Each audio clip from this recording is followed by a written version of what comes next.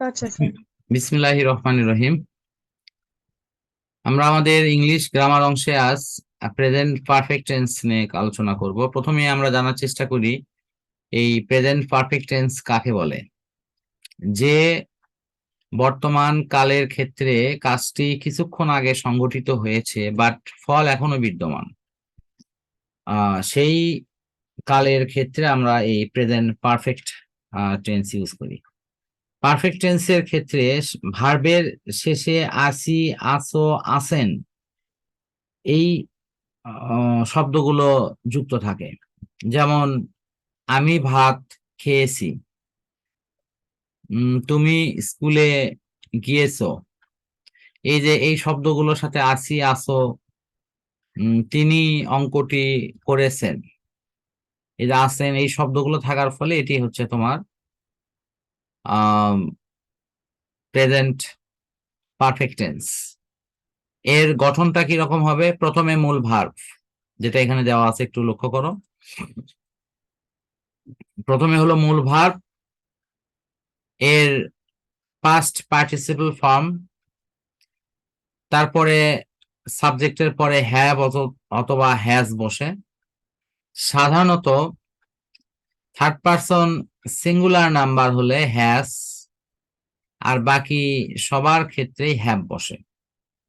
যেমন I have, we have, you have, you have, he has, আর পরে they have. আশা করি এই যে হ্যাভ হ্যাজ এর ব্যবহার নেই। তাহলে হ্যাজ এর ব্যবহার শুধু এক জায়গায়, বলতো কোন জায়গায়? আমার সাথে বলতো। থার্ড পারসন সিঙ্গুলার নাম্বার হলে হ্যাজ, আর বাকি সিঙ্গুলার নাম্বারে। হ্যাঁ, আর বাকি সব জায়গায় কি হ্যাভ। ওকে, এই যে থার্ড পারসন হ্যাঁ। করিম আছে, এক্ষেত্রে তোমার হলো third person singular has. Interrogative করার সময় একই নিয়ম। সে নিয়মটা কি?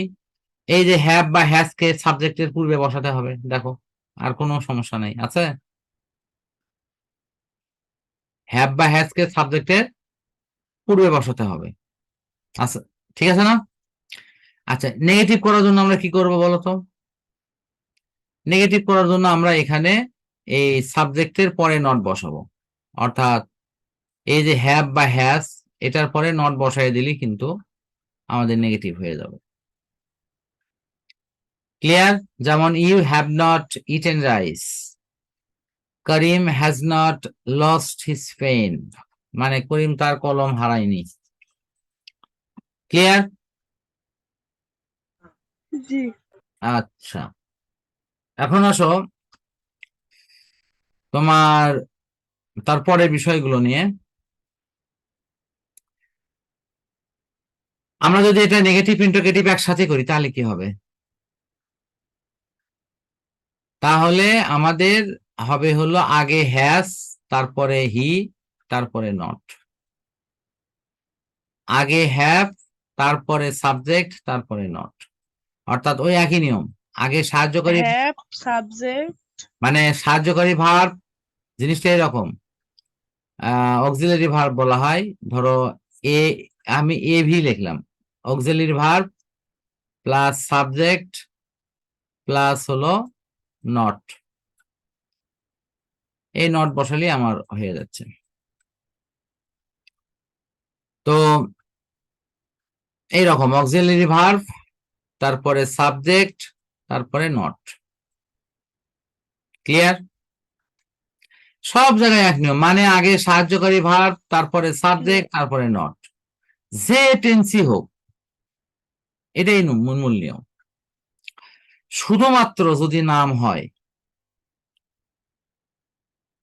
তাহলে এই নট এবং সাহায্যকারী ভার্ব আগে একসাথেই বসে যায়। এটা একটা ব্যতিক্রম, আর বাকি সব জায়গায় একই হবে। এখানে মনে হয় শব্দগুলো দেওয়া আছে। এখন আসো, তাহলে আমাদের এই পারফেক্ট টেন্স আজকে পড়া থাক। তো এটার পড়া মোটামুটি আমি এখানে ক্লোজ করে দিয়ে এরপরে অন্য পড়া আমি রেডি করবো ইনশাল্লাহ।